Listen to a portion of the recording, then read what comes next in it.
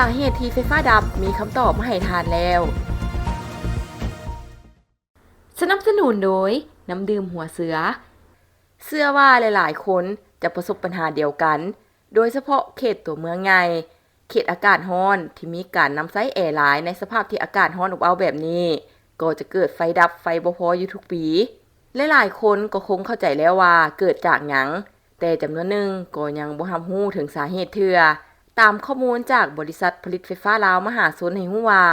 ในช่วงนี้ท่านอาจจะพบกับปัญหาไฟฟ้าดับหลายครั้งซึ่งสร้างความกังวลใจและส่งผลกระทบต่อการดำรงชีวิตประจำวันและการประกอบธุรกิจของบรรดาท่านทั้งบริษัทผลิตไฟฟ้าลาวมหาชนเข้าใจถึงความบ่สะดวกที่เกิดขึ้นและขอชี้แจงถึงสาเหตุของปัญหาดังกล่าวเพื่อให้ท่านได้รู้ที่ถูกต้องและชัดเจนเป็นหยังจึงมีการไฟฟ้ามอดดับหลายเทื่อในช่วงนี้สภาพอากาศที่ร้อนอบอ้าวอย่างหนักในปัจจุบันส่งผลให้ปริมาณการใช้ไฟฟ้าเพิ่มสูงขึ้นอย่างต่อเนื่องเฮ็ดให้เกินกว่าที่ระบบจ่ายไฟฟ้าในบางพื้นที่ของนครหลวงเวียงจันทน์จะรองรับได้นอกจากนี้สาเหตุหลักของปัญหาไฟฟ้าดับที่เกิดขึ้นในช่วงนี้มาจากหม้อแปลงไฟฟ้ามีความร้อนสูงสะสม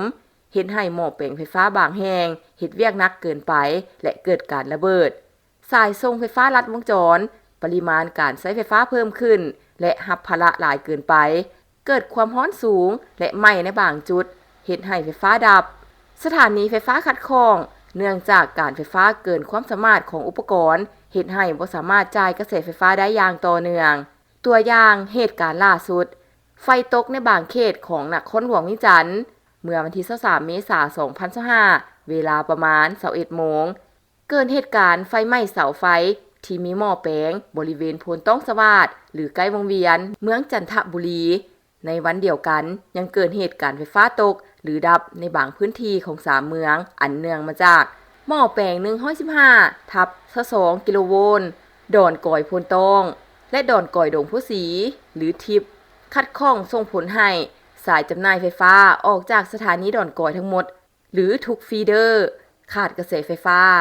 สถานีโศกปหลวงบ่สามารถจ่ายกระแสไฟฟ้าได้พวกเฮาเข้าใจดีว่าเหตุการณ์ไฟฟ้าตกไฟฟ้าดับเหล่านี้สร้างความเดือดร้อนอย่างยิ่งต่อครัวเรือนและธุรกิจในพื้นที่ดังกล่าวข้อเท็จจริงที่สำคัญสาเหตุหลักของไฟฟ้าดับบ่ได้มาจากโรงไฟฟ้าของบริษัทผลิตไฟฟ้าลาวมหาชนทางบริษัทผลิตไฟฟ้าลาวมหาชนขอยืนยันว่า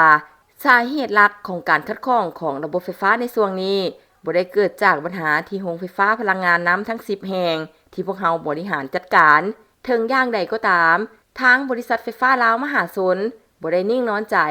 และยังคงประสานงานอย่างใกล้ชิดกับบริษัทไฟฟ้าลาวเพื่อเร่งแก้ไขปัญหาที่เกิดขึ้นโดยไวที่สุดและร่วมกันหาแนวทางป้องกันในระยะยาวเพื่อลดพ้นผลกระทบต่อผู้ใช้ไฟฟ้าให้ได้หลายที่สุดบริษัทผลิตไฟฟ้าลาวมหาชนยังยืนยันในความมุ่งมั่นที่จะผลิตพลังงานไฟฟ้าอย่างต่อเนื่องและมีประสิทธิภาพเพื่อสนับสนุนการพัฒนาประเทศชาติและพร้อมที่จะร่วมมือกับรัฐวิสาหกิจไฟฟ้าลาว